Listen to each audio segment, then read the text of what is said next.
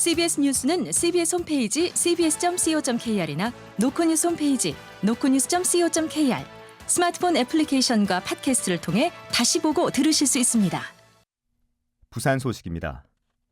부산 CBS는 최근 부산의 한 건설 현장에서 20살 청년이 추락해 숨진 사고와 관련해 안타까운 사연과 안전사고 예방 대책을 짚어보는 연속 보도를 마련했습니다. 오늘 마지막 순서로 건설 현장에서 가장 많은 작업자의 목숨을 앗아가는 추락사고 원인과 이를 예방하기 위한 대책을 알아봅니다. 보도에 정혜린 기자입니다. 근로복지공단에 따르면 지난해 전국 건설 현장에서 숨진 356명 가운데 55.6%에 달하는 196명이 추락사고로 목숨을 잃었습니다. 부산의 상황도 별반 다르지 않아 지난해 부산 지역 건설업종 사망자 31명 가운데 추락사고로 숨진 이들은 17명으로 절반이 훌쩍 넘습니다. 특히 도급관계가 많은 건설업계 특성상 사고를 당한 작업자는 하도급 업체 소속인 경우가 대다수였습니다. 부산에서는 건설 현장 경험이 적은 20대 노동자가 목숨을 잃는 사고도 1년 만에 반복됐습니다. 지난해 8월 부산 연제구의 아파트 신축 현장에서 당시 29세였던 강보경 씨가 창호 설치 작업 중 추락해 숨졌는데 이날은 강 씨가 해당 현장에 출근한 첫날이었습니다. 20살 대학생이었던 이진영 군 역시 건설 현장 일에 뛰어든 지 단 이틀 만에 사고로 세상을 떠났습니다. 전문가들은 유사한 위험 사례가 수없이 반복되면서도 추락 사고를 막지 못하는 이유를 현장에서 안전체계가 제대로 작동되지 않기 때문이라고 설명합니다. 부산대 법학전문대학원 권혁 교수입니다. 안전을 대비하기 위한 체제라고 하죠. 조직화가 좀 부족한 거죠. 관리들을 총괄 컨트롤할 수 있는 타워가 부족한 셈이 되는 거죠. 추락사고 예방을 위해선 기업주에 대한 처벌을 강화해 원청인 건설사에 경각심을 주고 현장 근로감독을 더 자주, 더 철저하게 해야 한다는 지적입니다. 전반적인 안전을 관리-감독하는 컨트롤 타워를 제도화하는 등 현장 안전관리 체제에 대한 방안의 필요성도 강조됐습니다. CBS 뉴스 정혜린입니다. 부산 지역 중견 건설사 사주일과 관련 수사 정보를 누설한 혐의로 재판에 넘겨진 검찰 수사관 A씨가 첫 재판에서 검찰의 공소 사실을 모두 인정했습니다.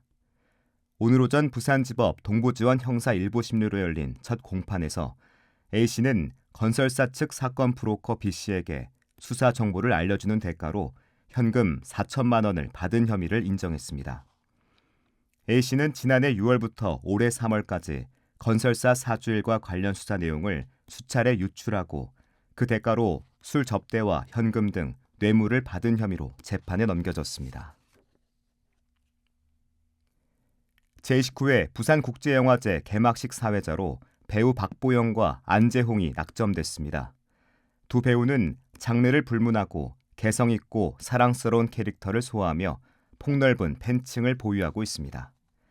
개막식은 오는 10월 2일 오후 영화의 전당 야외 극장에서 열립니다. 더불어민주당 전현희 이현주 최고위원은 오늘 오후 부산 동구 항일거리를 찾아 다음 달 예정된 금정구청장 보궐선거에서 민주당을 지지해달라고 호소했습니다.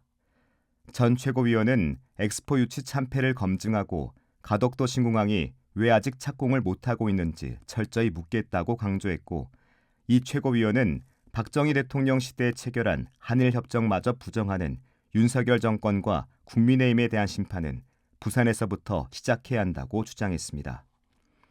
이들은 이후 민주당 부산시당 당사로 이동해 금정구청장 보궐선거 승리를 위한 중앙당 차원의 지원과 부산 현안 해결 방안을 논의했습니다. 부산 금정구청장 보궐선거 출마를 고심해온 국민의힘 이준호 부산시 의원이 전격 불출마를 선언했습니다.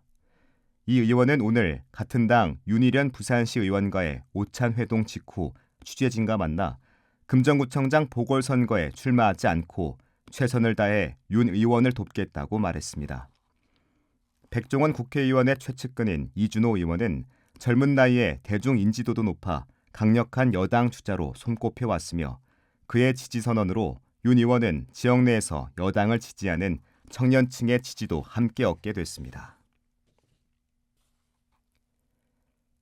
가덕신공항 부지 조성공사 사전 적격성 심사 4번째 입찰에서도 현대건설 컨소시엄만 응찰하면서 결국 유찰됐습니다.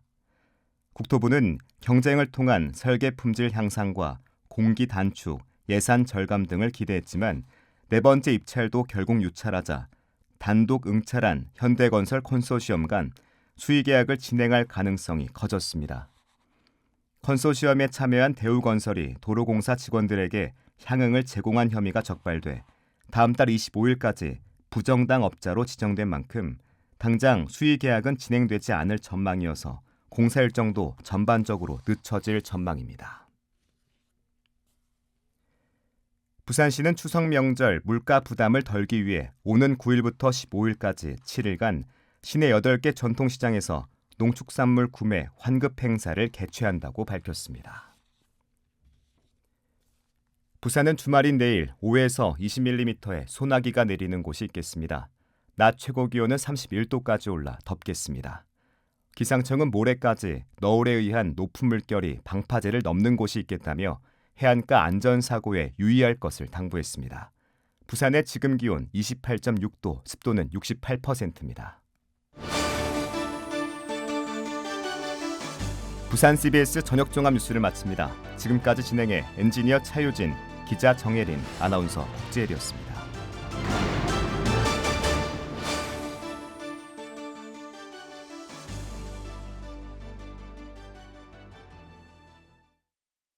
CBS